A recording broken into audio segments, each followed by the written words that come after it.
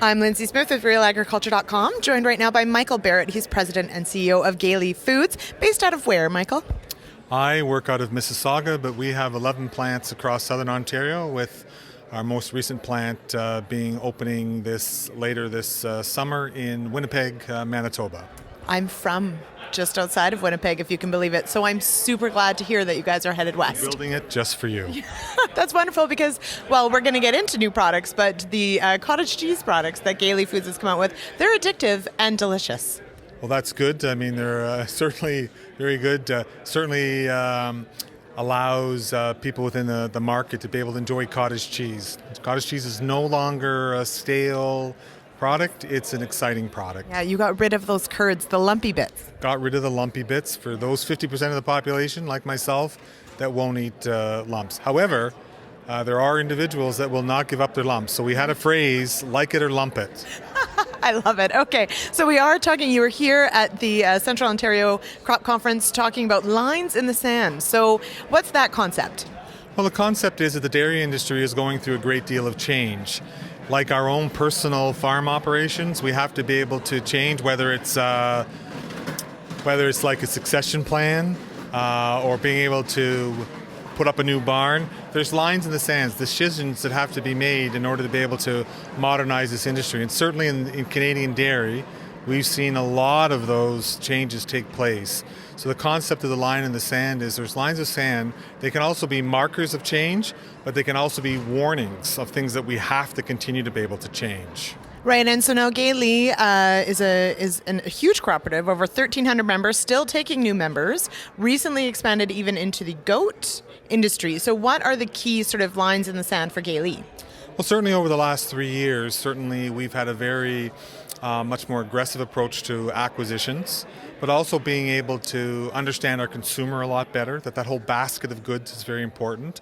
Certainly, as you mentioned, a line in the sand has certainly been the purchase of Hewitt's Dairy about a year and a half ago that allowed us to be able to put the concept together of changing our co-op from just not being bovine but also to being goat. So we are a dairy cooperative that has members on both sides of the fence now, both goat and cow. And so for us, that was certainly a line in the sand for us, as we now have opportunities for membership in that. We also understand that and recognizing that sustainability in our rural industry is dependent upon making sure that all neighbors, whether goat or bovine, have a decent standard of living and being able to have a home for their product. Right, and so now you speak passionately about the science into dairy. Still, sort of, we really need more sort of work into that. Also, Gailey, though, has been working very hard on the ingredient side. So, explain to me when we're talking milk ingredients or ingredient side, what does that mean, and what does that look like going forward? Well, if you look at milk, in the old methodology of looking at milk, it primarily had two pieces. One is certainly the milk itself, the fluid milk, and one is the fat. And then we started to be able to utilize whey. And now what you're recognizing is that milk has hundreds of different components that could be used in many different ways. And what we have is a global industry that's crying for dairy ingredients into their products, but they may not want all of the ingredients that are in milk. So the ability to be able to separate that milk, and I'm not talking about the traditional separation into cream and the milk, when you can separate and take the lactose out, the lactoferrins out, to be able to utilize them to create higher value chain products, that's the opportunity for ingredients. So when we talk about ingredients, we're talking about mining milk. I don't think we've even touched the baseline of being able to understand what nutritional goodness, what healthy alternatives milk is, and to be able to make sure that what we do is add full value to our members and to dairy farmers on being able to utilize every single component of their milk. And so this is, recent announcement of a huge investment in the Teeswater plant. Is that so that you can actually isolate some of these ingredients? Absolutely. We have the most modern dryer in Guelph, recognizing it was built in 2003. So that is the last investment in ingredients in Canada done by Gailey Foods. So what we are investing in is being able to expand on the capabilities of our Guelph facility.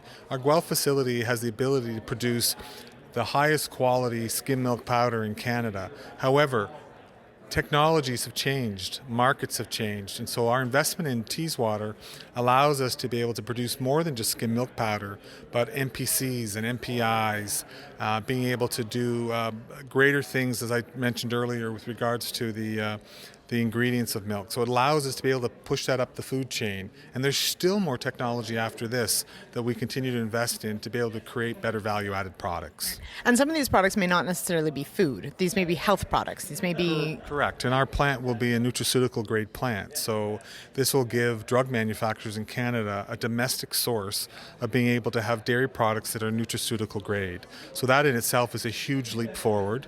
But you're absolutely correct. It's just not the product that you eat or you see on the shelf. It's products that you don't see. Those health products, those dietary products, elements that allow us to be able to have a much more broader nutritional, health-filled lifestyle as well.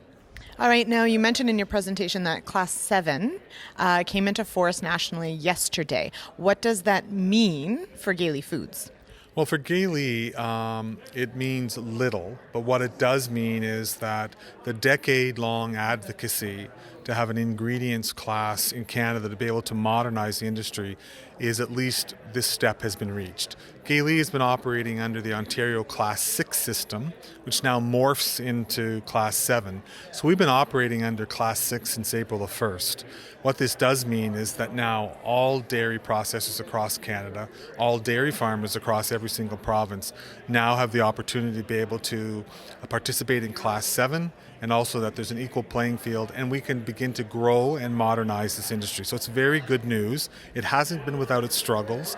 It hasn't been without its angst, but now it's time to be able to say, okay, we have a line in the sand and we need to be able to move this industry forward as we look for the next opportunity for growth.